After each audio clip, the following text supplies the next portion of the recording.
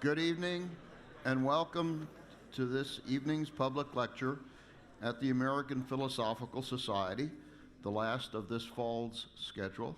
And I should mention that this is a special occasion for us because we are offering tonight's lecture in collaboration with the Library Company of Philadelphia and the Athenaeum of Philadelphia. This evening we celebrate J. Stiefel's launch of his elegant and beautifully illustrated translation of the account book of 18th century Philadelphia cabinetmaker John Head. At the back of the auditorium, you may purchase the cabinetmaker's account at a special discounted price. And for even less money, at the front of the auditorium over here, which I can't see right now, you may see the account book. Books are all free. One of the many and highly valuable contributions of the Vox family to the APS library. Our next public lecture, also co-sponsored, but this time with the Historical Society of Pennsylvania, will be on Thursday, January 17th, where we will hear Nick Bunker about his new book on the young Benjamin Franklin. It will be followed on January 29th by a discussion of trust in vaccines, jointly sponsored by the Consortium for the History of Science, Technology, and Medicine. That will be the first of 3 events focusing on public perceptions of science. And then we'll have a full schedule of public lectures and events throughout the late winter and spring. And in that context, I'd like you to remind you that there are brochures outside inviting you to join the Friends of the APS, which has lots of nice perks. Patrick Spiro is author of an introductory note to the Cabinetmaker's account, and he will introduce J. Stiefel this evening. Patrick is librarian of the American Philosophical Society. In addition to his innovative leadership of the APS library, you may recall that last September, Patrick launched his second book, Frontier Rebels, an account of the complex relationships among settlers, natives, and colonial and British rulers in western Pennsylvania in the years leading up to the American Revolution. But this evening, our attention turns to less conflictual events in the East. In fact, here in Philadelphia, well before the Revolution. Patrick?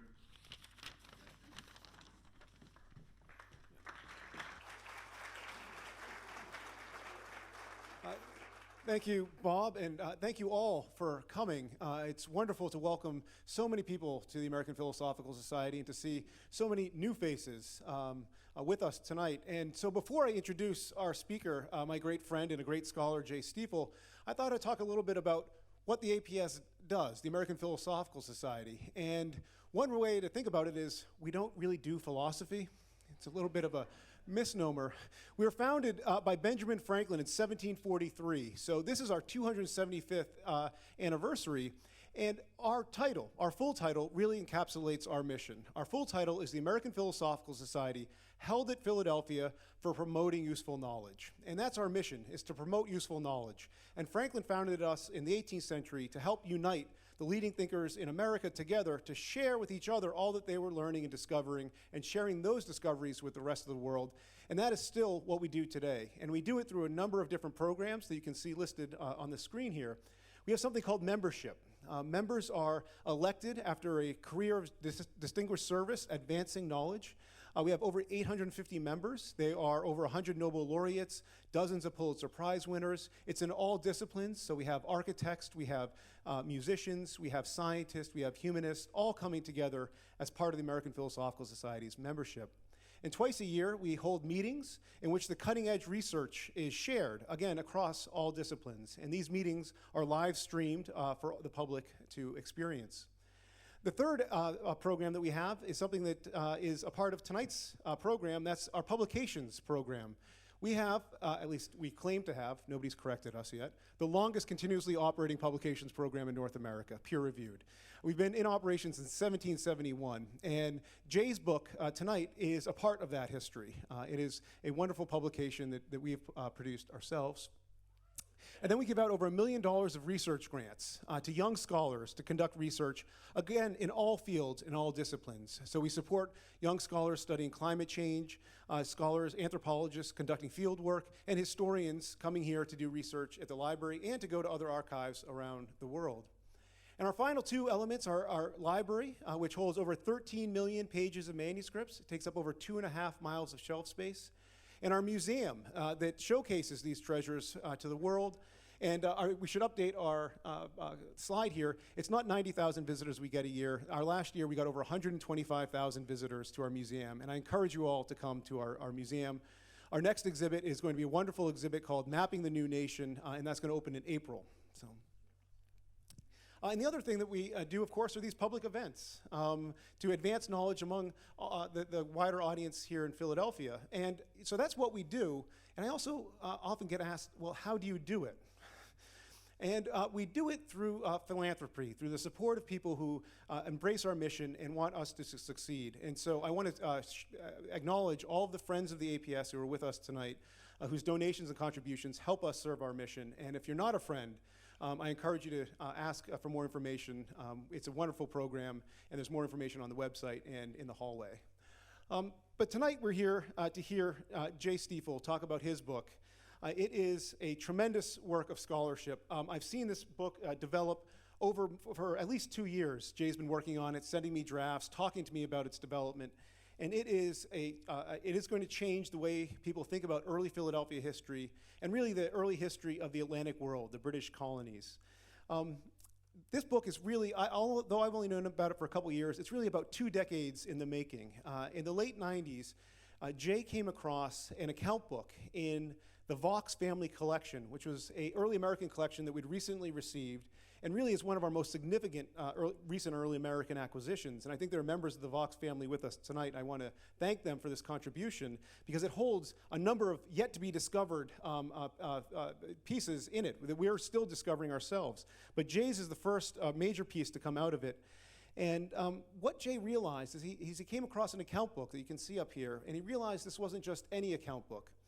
This is believed to be the earliest and most complete account book of a cabinet maker, not just in North America, but in the wider Atlantic world. And Jay has spent 2 decades interrogating and investigating this account book. And it's not just a rote analysis of a business history of what happened in this shop. He's excavated and opened up our eyes to the wider world of Philadelphia. We know who's entering this shop, what they're buying, where goods are coming from. Jay really has recreated a world through this account book and really is going to change the way we think about early America and certainly has opened up a new window into colonial Philadelphia history. And so tonight, we're thrilled for Jay to join us, to share with us some of these discoveries. But I should say, it's only some of the discoveries. He only has 30 minutes, and this is a big book. So if you want to learn about all the other discoveries, his book is available for sale in the back at a significant discount, and Jay's also promised to sign all 350 copies that he sells tonight. So it is my pleasure to introduce my great friend and scholar, Jay Stiefel.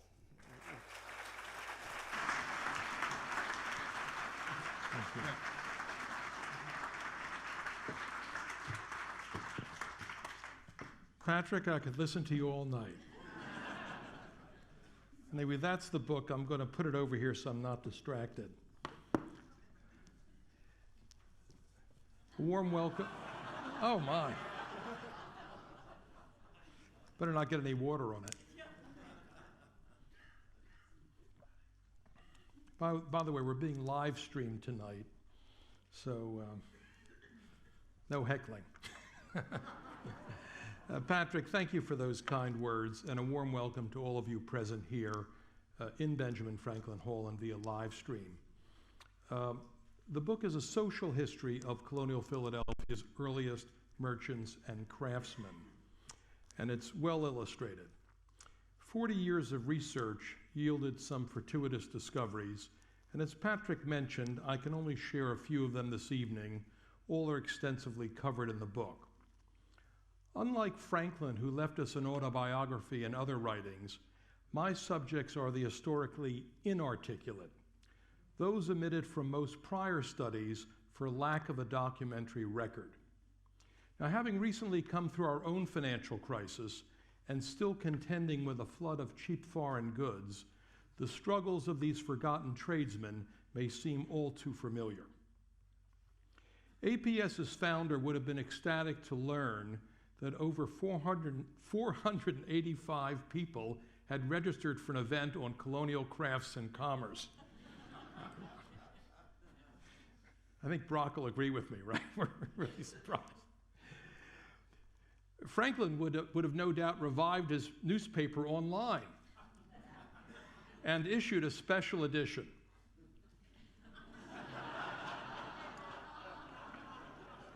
Now, those of you who are not into walnut and mahogany furniture, you need not be concerned because I'm also including some cherry and maple. My gratitude to this evening's co-sponsors, the Library Company of Philadelphia, the Athenaeum of Philadelphia, and of course the American Philosophical Society, my publisher and our host. The book is dedicated to my father. Passionate about history, Israel Stiefel was its loyal spokesman. Coincidentally, my first visit to APS was as a teenager, some 55 years ago. My dad was being honored around the corner at Philosophical Hall for his role in the creation of Independence National Historical Park. And the dinner was organized by two other stalwart preservationists of that era, whose names may be familiar to you, Edmund O. Lewis and Lessing Rosenwald. Whoops. Several at today's APS deserve my thanks. That's why we went to a color photograph from a black and white. Patrick, of course, the director of the library, for suggesting the book. The Publications Committee, whose members I've not even met, commissioning and underwriting the publication. Bob Hauser, who spoke to us earlier, an APS member and the executive officer, for hosting tonight's launch and your kind remarks. And Mary McDonald, Director of Publications. Where is Mary? Thank you, Mary. Now, Franklin, a talented printer himself, would have been envious of the dream team that Mary assembled for publication. Pamela Lankus edited 320 pages of copy and over 3,000 index headings. We were constantly on the phone and through the internet. Pamela, are you here tonight? Oh, very good. Hi, Pamela. We'll talk later. Nice to meet you. It's a long time. We spoke every day and then we never met. John Wynne, one of America's foremost photographers of decorative arts, took many of the book's 100 color images. And Phil LaJoy and his colleagues at AFA Publishing in Boston created the book's striking graphic design and assured the quality of its production. All have my sincere thanks. The book is further enhanced by Patrick's introduction and the foreword contributed by the eminent English furniture historian, Adam Ballard.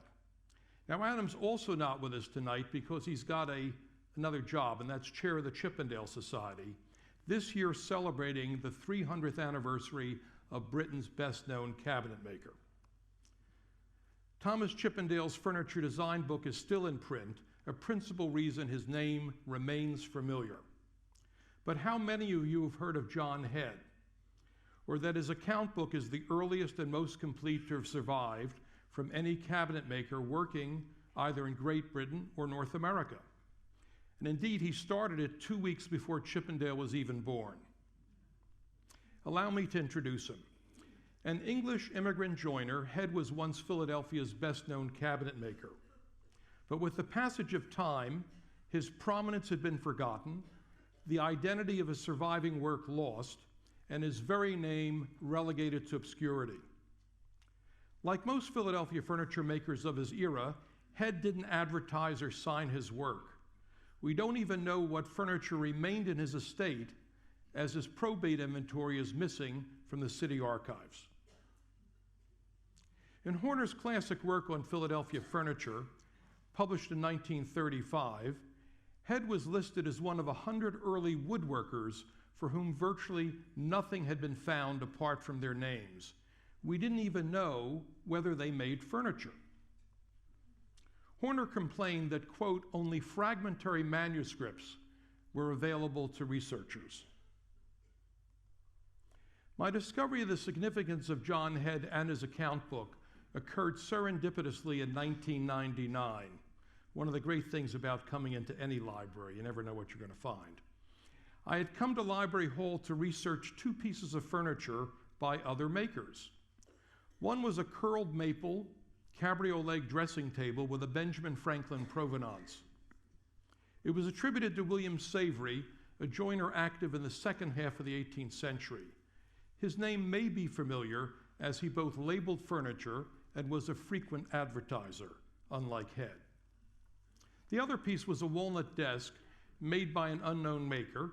It had come down from John Head, Jr., one of the most successful Philadelphia merchants at the time of the Revolution. Both pieces had descended in the family of another spokesman for history, George Vaux. And I'm very happy to have the Athenaeum members here tonight because he was your president and did so much over the years for the Athenaeum. Prior to his death in 1996, George and his brother Henry gave APS several hundred manuscripts. George's daughter Trina supplemented that donation with other family papers. The Vaux Archive is one of the library's most extensive collections, taking up 150 linear feet of shelf space. In 1999, it was also virgin soil for scholarly cultivation. Not yet fully cataloged, nothing in it had been cited or even requested. It was there that I found the account book of a Vaux ancestor whose name was unfamiliar to me, John Head. His ledger had been handed down quietly and privately through 7 generations. Long forgotten were any of his accomplishments as a cabinet maker and merchant. Head was born in Suffolk in 1688 at Bury St. Edmunds, a prosperous wool town and inland trading center, attractively situated 75 miles northeast of London by 2 rivers. His family had been glove makers for generations, but as a younger son, Head's prospects may have been limited. He migrated to another trade, joinery. Head wed Rebecca Mace in 1712. Their marriage certificate is just below me in the case, next to the account book. 5 years later, the minutes of the Bury Quaker meeting record their intention to emigrate to Philadelphia. What motivated Head at age 30 to suddenly uproot himself, his wife, and 4 young children? We don't know, but awaiting them were greater religious freedom, higher wages for skilled artisans, and opportunities for real estate development in the quickly growing metropolis of 5,000.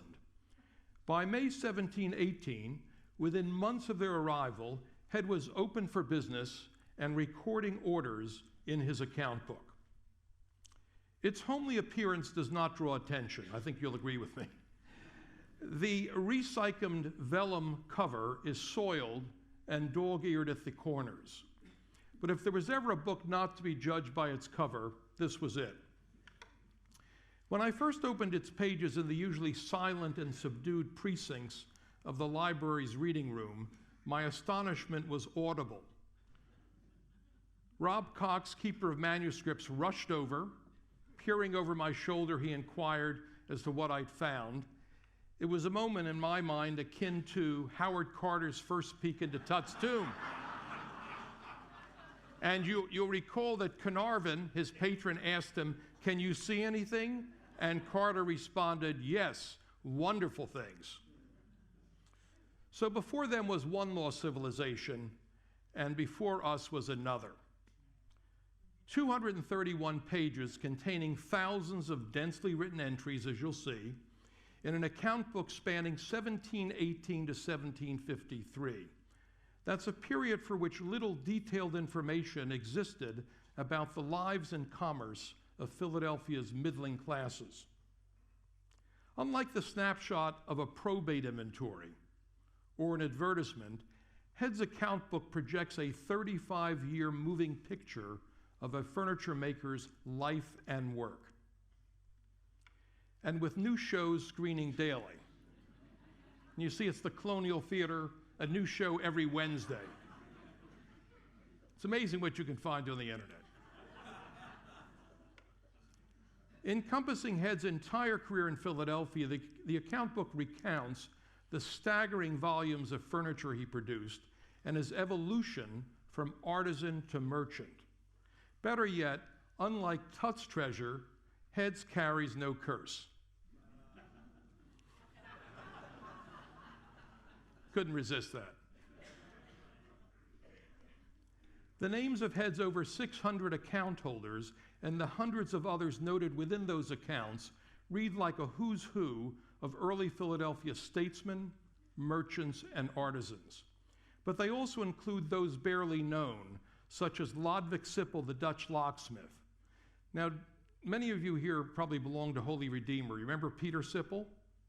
Lodwijk Sippel was his ancestor.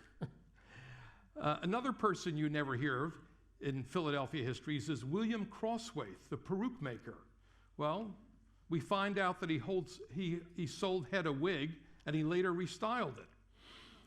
But even more elusive were people like John Hood, the clockmaker, whose very existence had been doubted. As no clocks by him survive, many scholars thought his name a misspelling of John Wood, a prolific Philadelphia maker. Both Hood and Wood got walnut cases from Head. Among Head's politically powerful clientele were, name well known to us, James Logan, Isaac Norris Jr., and James Steele. Logan had come over as Penn's secretary in 1699 and stayed to amass a fortune in furs and imports.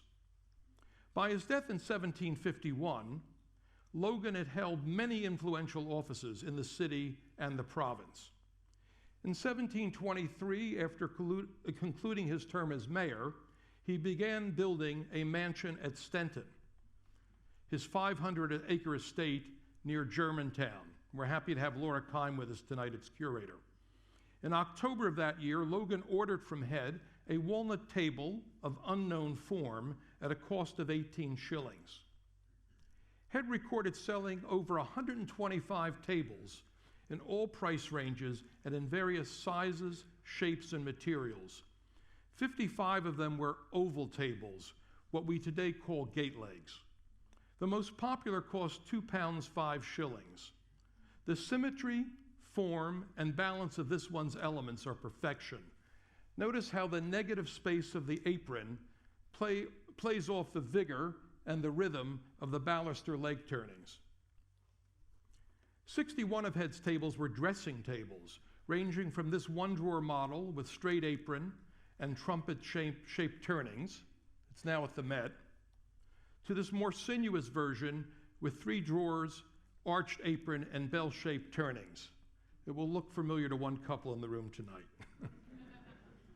Further south from Stenton along the Germantown Road and closer to Philadelphia was Fair Hill, the stately seat of Speaker of the Assembly Isaac Norris Jr., incidentally Logan's son-in-law. And I'm tempted to say the son-in-law also rises, but Head refers to Fair Hill as Norris's plantation in his account book. It lay just north of Head's own property along the Frankfurt Road. Head bought from Norris a little straw and a large quantity of nails. In return, Head got paid for pasturing Norris's cow and sold him a sleigh and 2 desks. Of the 45 desks Head recorded, this walnut one is the only survivor, and its owner is also here tonight. Welcome. Its 5 locks, 13 drawers, 9 document compartments, and concealed well offer a variety of secure storage in a compact format that rivals any modern desk. There's even a place for candles in the two drawers supporting the lid.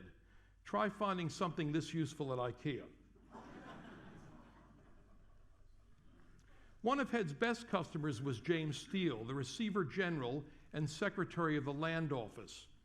In lieu of paying Steele £105 in cash for 15 years ground rent, Head bartered him goods and services. they included one of his smallest and least expensive items of furniture, a spice box, one of only two heads sold.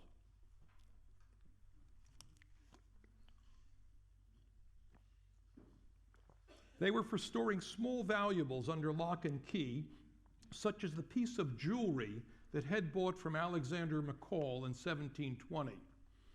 Today, they're listed in probate inventories in parlors, not in kitchens. So they were something that were displayed in the public rooms of the house, not back in the kitchen. I'm not sure where the name spice came to define them, but spices were certainly valuable in the period. Steele also ordered some of Head's most complex and costly forms, 2 secretary desks at 14 and 15 pounds. Neither has been found. Among Head's wealthiest customers was Samuel Powell Sr., a property developer known as the Rich Carpenter. In 1734, Head debited to Powell's account this maple clock case for delivery to his son-in-law, Anthony Morris. Look at the vibrancy of that curled maple figure, not what you usually conceive of as Quaker taste.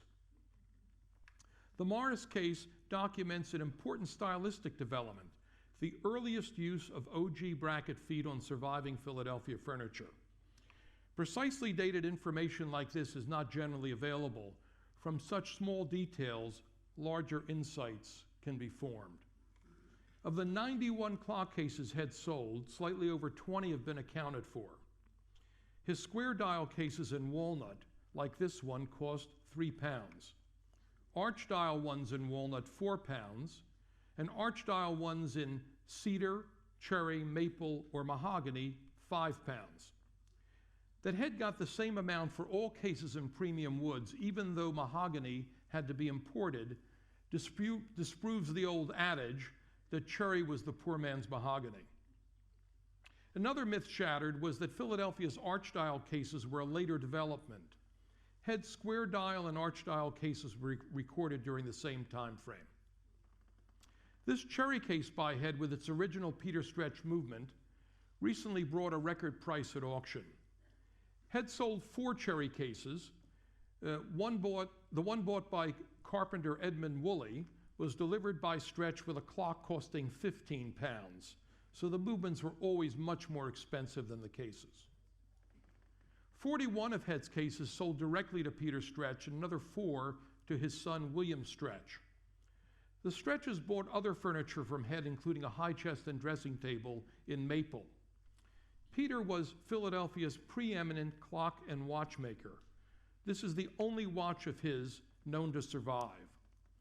Stretch had arrived in 1703 and established a dynasty which included another son, Thomas, keeper of the State House clock.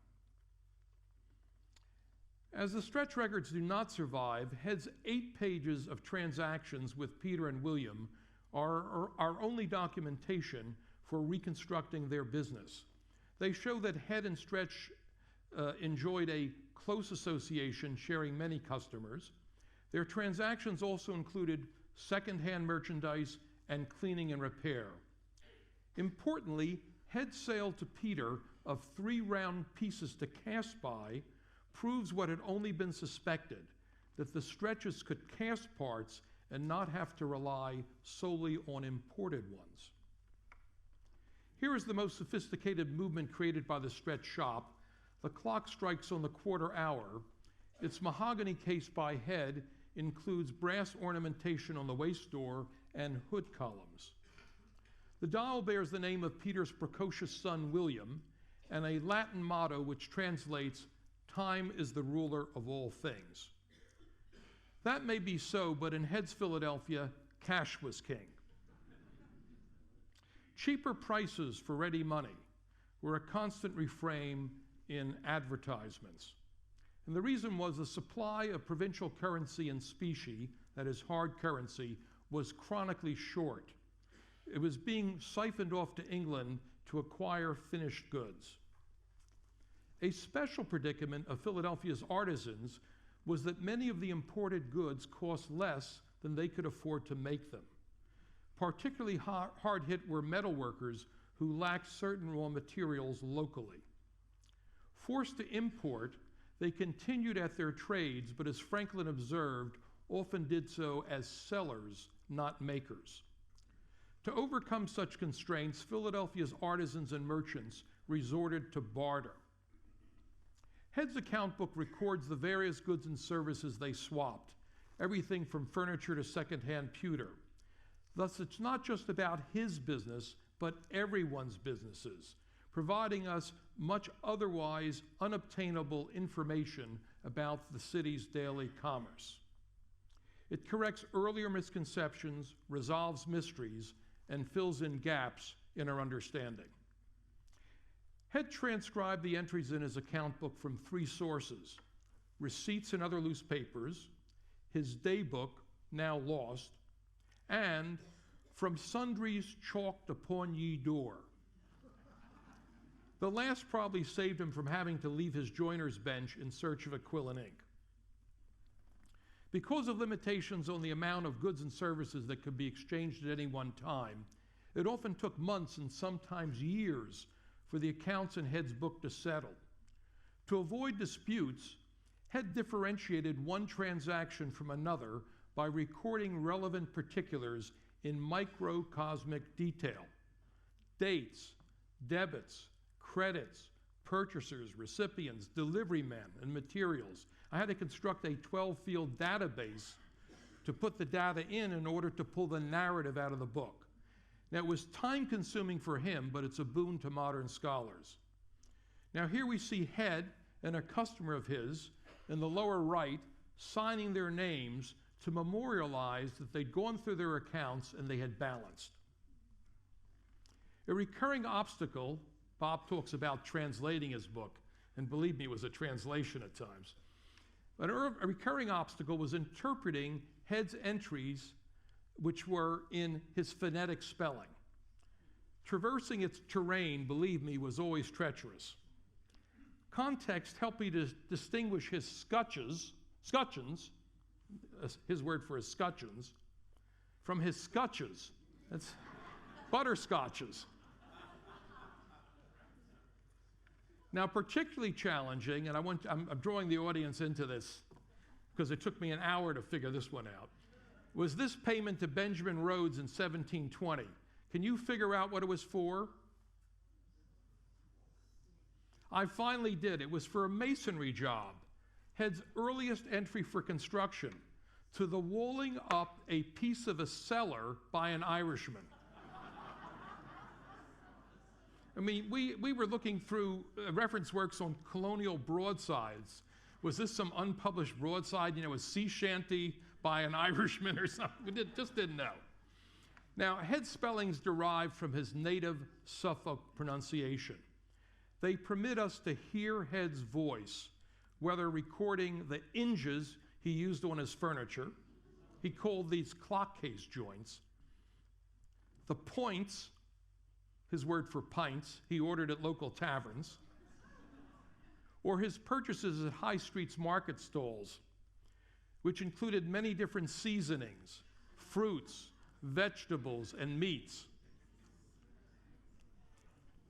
His purchases in larger quantities, such as 538 pounds of bacon, were obviously for resale or export, even though he had a large family. One contemporary observed that Philadelphia reaped its greatest profits from its trade to the West Indies, to which ships departed almost every day. Apart from export, another contributor to Head's income came from property development. I have one group here I know is listening carefully to that. In October 1718, only 5 months after he set up shop, he acquired 500 acres of Pennsylvania land. Within a decade, he was deriving rents from several houses he had built in Philadelphia's Central District. At the time of his death in 1754, he owned 7 properties, including his country retreat along the Frankford Road, where he raised cows and horses behind a post and rail fence. And I'm not making this up. I mean, this is in the book. It lay just north of the estate of Thomas Masters. Now, coincidentally, we were there Saturday night. We had a party in Fishtown. And where was there a spot but on Frankfurt Avenue, just above Master Street? Head would not recognize it today. The site is occupied by a Japanese restaurant and a gymnasium. At least two of Head's houses were built by master carpenter Edmund Woolley, builder and designer of Independence Hall, previously mentioned. It's the Pennsylvania State House. Detailed entries in the account book for the work on Head's houses and others' properties, because he did building for others, allow us to reconstruct the process of their building, and better yet, the interactions among the various tradesmen and suppliers involved. One little story, Woolley was late to one job.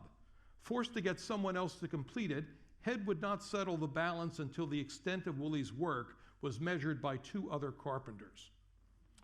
Woolley also bought building supplies from Head. Building and building supplies became burgeoning parts of Head's business and may have prompted his son Samuel to become a carpenter. The furniture that Woolley bought from Head included inexpensive pieces in pine, probably for use on site or in his shop. And in 1723, he bought some of Head's costliest, all in cherry wood, including a high chest and dressing table for 10 pounds and the earlier mentioned clock case for 5. Head built his shop and in-town residence 1 block north of High Street Market on the north side of Mulberry Street. We know it today as Arch, 40 feet east of 3rd. Another 40 feet to the east of his house was that later associated with Betsy Ross. It has survived, Head's is not. It was reported as demolished by 1874. But before you take out your handkerchiefs, I have great news. Miraculously, this photo was taken of it circa 1870. Head's house appears much as he described it in his account book. Shingles and window shutters had been supplied by John Coster, and glass panes by Thomas Godfrey. His name may be familiar to you. He later achieved fame as a mathematician and inventor, becoming a founding member of both Franklin's Junto and the APS. Head's entries are our most detailed information about Godfrey's life, work, and personal taste. Like Woolley, he also ordered from Head a high chest and dressing table in cherry wood. So one thing we're finding out is a lot of these artisans did well enough that they could either pay cash or barter into some of Head's most expensive furniture. John Warder, a grandson of Head's, recounted that it was then customary for families to live over their shops. The Mulberry Street house must have been crowded, given that Head and Rebecca had 11 children. Nine of them and Rebecca survived. Following Franklin's precept to keep thy shop and thy shop will keep thee, everyone pitched in. While Head displayed his wares to customers, Rebecca and 2 of their children, John Jr. and Mary, who was known as May, helped at the counter. Another daughter, Sarah, called Sari, was charged out to customers for various work. Deliveries were often handled by a 3rd daughter, Hannah, John Jr., and 2 of Head's sons-in-law. The professions of women in colonial Philadelphia, as Patrick knows, are poorly documented. You'll find much new information about them in my book. From her advertising, Sarah Griscom was known solely as a staymaker. Head records her as equal parts shopkeeper and seamstress. She sold him everything from allspice to drinking glasses, and even quilted his old coat. In turn, he made her a bedstead and a drawer for her counter. Another working widow was Elizabeth Roberts, who turned 5 pillars for Head, perhaps columns for the hoods of clock cases. Repairs were a regular part of Head's business, especially vulnerable as they are today, were looking glasses, the legs of tripod tea tables, and the swinging gates of oval tables. Head also dealt in tools and hardware. To give you some idea of how strict he was in business, he charged one of his daughters a penny for a nail. Less staid was his apprentice Thomas Mall, who later set up his own hardware shop at the sign of the Crosscut Saw. I found an entry in the minutes of the Philadelphia monthly meeting that in 1744, Peter Stretch and other senior members of the congregation were appointed to advise Mall on chaste behavior. They must have succeeded, as a year later he was permitted to marry.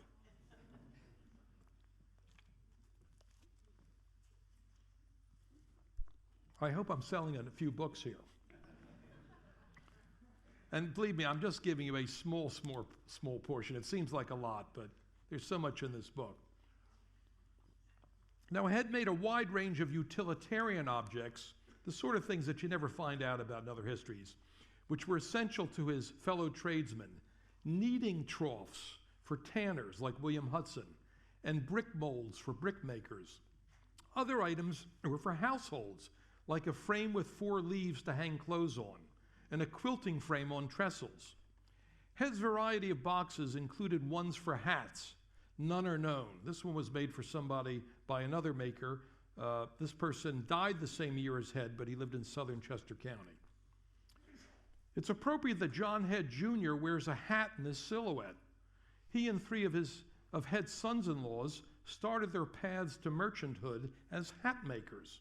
A lot of hats were being made and sold, particularly to Europe. They loved all these fur hats, beaver hats that were made from local furs. Now, Head sold his son and sons-in-laws 178 poplar hat blocks in which to fashion their goods. These things were made in vast quantities. To survive and prosper in the barter economy, Head also became a distributor of goods made by others. So we're really finding how the economy was working. He took in approximately 100 chairs from 6 different turners, many previously unknown as chair makers. He made no profit on these chairs. They simply offered a convenient medium of exchange with which to barter. So he could swap his case furniture to them for their chairs, and each of them could sell the other's goods to their customers. They helped grease the wheels of the barter economy. And I could tell you the same thing about paper that he sold in quires and reams, and also riding equipment. Made no profit. It was just a way of keeping the business going. Part of Head's mercantile business was the buying and selling of fabrics. They complemented his 52 bedsteads, several of which were sold with testers and curtains. 26 different fabrics are mentioned in Head's account book. They cover a wide range from coarse to fine and from plain to stripe. Many were for garments such as mantuas, loose-fitting gowns worn by Rebecca and their younger children, made by their neighbor, or the 136 shirts that Head sold, 62 of them described as ruffled. But enough of soft goods. Let's get back to the hard stuff. 3 pieces of walnut furniture that descended from Caspar Wister can be documented to John Head's shop, based on entries in Wister's account in Head's book. For those of you unfamiliar with Wister, he was a German emigre who amassed a fortune in glass-making and land development. He particularly prospered by taking off the hands of the pen proprietors a lot of outlying lands on which squatters had settled, many of them also German emigres. And he bought these en masse, settled the disputes to his advantage. Now, 3 weeks after his marriage to Catherine Johnson in May 1726, Wister ordered from Head a walnut dressing table and a matching high chest of drawers. Together with an oval table as yet unidentified, the pair appears in a June 14th debit to Wister's account. It was settled the following day by the bride's father, Derek Johnson, half in cash and the rest in yards of linen and a half barrel of linseed oil. The pair's primary wood is Head's most popular, black walnut, strong and dimensionally stable and with rich colors of chocolate brown tinged with purple. Head's secondary woods were the easily worked Atlantic white cedar and sturdy hard yellow pine. Acclaimed for its restrained elegance and exceptional poise, the ensuite pair is the earliest to survive from any Philadelphia cabinet shop. Now, here's something that we can derive from his listings. It tells us about the commerce of the period. Of 26 pairs that he lists in his book, 15 of them were made in just 3 years, 23 to 26.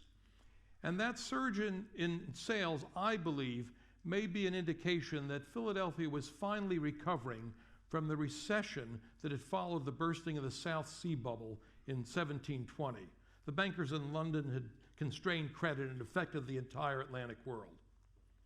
A third piece descending from Worcester is this statuesque tall case clock, and it can also be documented at the head shop. It's in Worcester's account book, April 30th of 1730, at a cost of £4. It retains its original 8-day moon and tide dial movement by William Stretch. It's calibrated to indicate the tides on the Delaware River at Philadelphia. This is our earliest fully documented Philadelphia tall case clock. I will tell you one story that came down. It suffered minor damage during the Revolution. Can you see the small dent and crack in the waste door? They were made by a rock thrown through the front window of the High Street mansion of Worcester's daughter, Catherine. Her crime? A royalist sympathizer, she had refused to illuminate her house in celebration of a rebel victory. Worcester's documented furniture enables attribution of other case pieces to head shop, even those not yet correlated to his entries. Conservators Chris Storb, Alan Anderson, and Alan Miller have led that attribution effort. Their knowledge of Head's construction is unsurpassed. In that regard, I highly recommend Chris's blog, In Proportion to the Trouble. You'll see how these things were put together. But you'll be pleased to know that my book contains the most critical details of construction and design that enable attribution of Head's pieces. As they regularly command a premium in the marketplace, consider my book your lottery ticket. Bob and Mary, I think you'll agree with me. We can't say that about any other APS publication. Head's extant case furniture is some of the finest produced in early Philadelphia. Over 60 pieces can presently be attributed to his shop. That's a remarkable number when you consider that less than a handful of pieces have been successfully ascribed to others locally in this period. Head is now recognized as the most prominent identifiable furniture maker in Philadelphia prior to 1750. Now, this was an age of hand tools, and the volume and variety of his furniture are astounding. Many of the forms he recorded still elude detection, others survive in limited numbers. His business was literally cradle to grave. We haven't found any of his 19 cradles, but this may be one of his 73 coffins. Dug up at a colonial cemetery that operated across Mulberry Street from his shop, it matches his description of coffins with ridged tops. His book also records orders for blackened coffins. They were for the remains of 2 Negro servants and are evidence of that period's segregated burials. Chests of drawers were Head's biggest seller. He sold 300 of them for use in homes and several as venture cargo. His most popular model cost £3. People ask me, how much is that? What are these things? Well, that was within the range of a working man. At the average daily wage we see him paying of 5 shillings, one could be had for 12 days' labor. This walnut example on boldly turned ball feet is the finest John Head chest of drawers known, showing few signs of wear for its nearly 300 years. Anything you buy today in 300 years is not going to look this good. Or you won't get your money back either. We know that its escutcheons, people ask me, where did the brass come from? Well, we know that its escutcheons were imported. So how do you know that? Well, the pierced elements on them bear casting flaws that are identical to an escutcheon on a case piece that has never left England. Both of these escutcheons therefore had to have come from the same English mold. The same model brasses are mounted on this walnut high chest of drawers by Head's shop. It descended in the family of Philadelphia's foremost silversmith, Joseph Richardson, a name probably well known to you. Family lore is that its brass drops and its brass pulls rattled during the Battle of Germantown. Nearly 10 dozen drops and scutcheons were supplied to Head by Simon Edgell, the celebrated Philadelphia pewter, not previously known to have worked as a brazier. While many of Head's brasses may have been cast abroad, he bought all of them locally.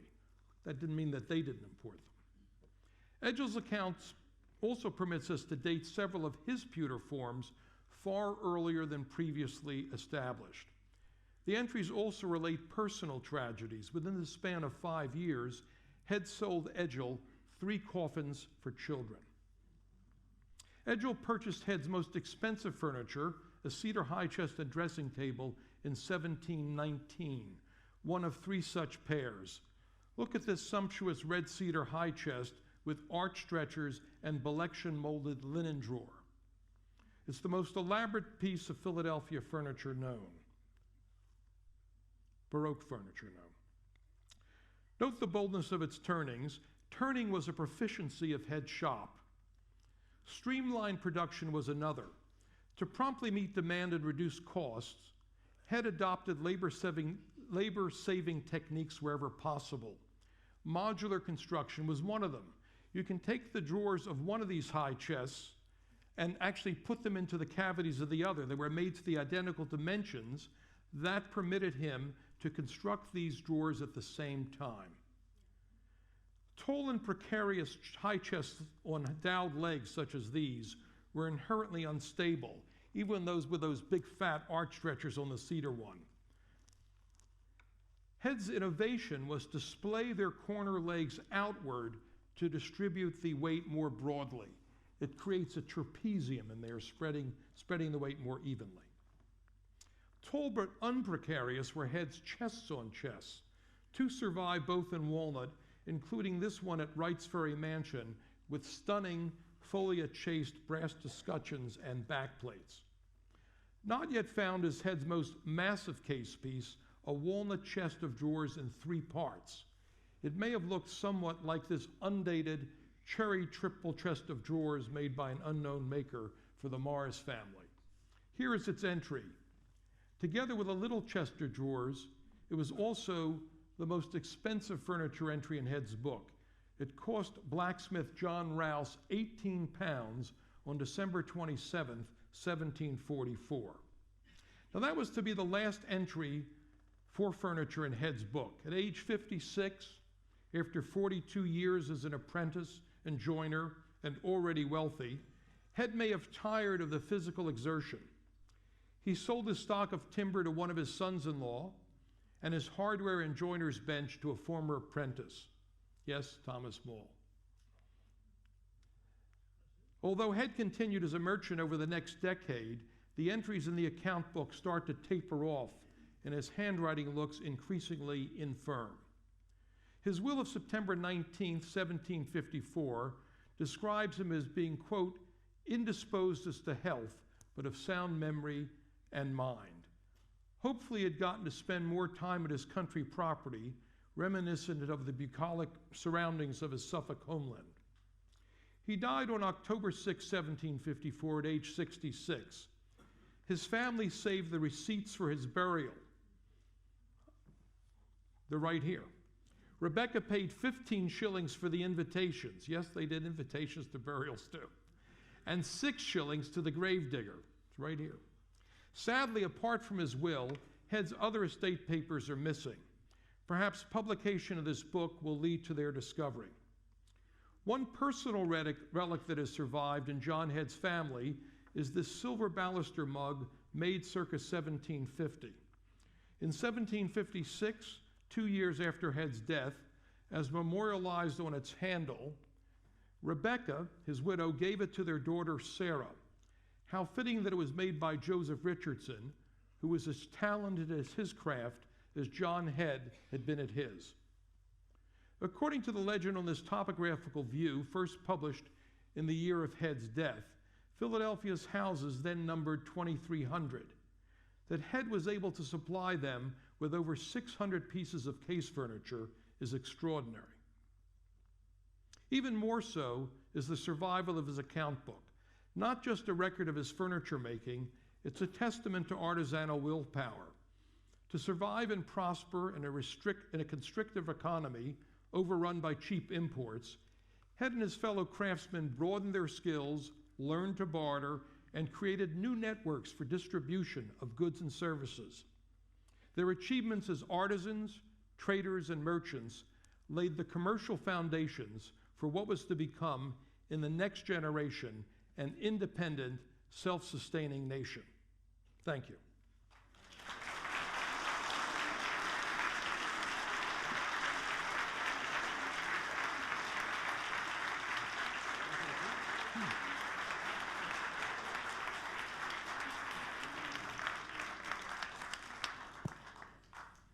And we have time for questions from the audience.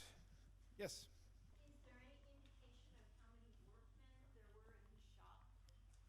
You got your mic. Well, we know there was at least Thomas Mall. Mall, at one time, his probate inventory, which is, for those of you who don't know, it's the appraisal of one's goods that are taken after death. And they're filed with City Hall, and a copy's made. At one time, it was in existence, and somebody noted the names of the appraisers. One was Wall, and the other was a fellow named Chatham, who was also a furniture maker. It's possible, as often happened, that people who are very familiar with the decedent's business were called in to do the appraisal, that Chatham also worked for him.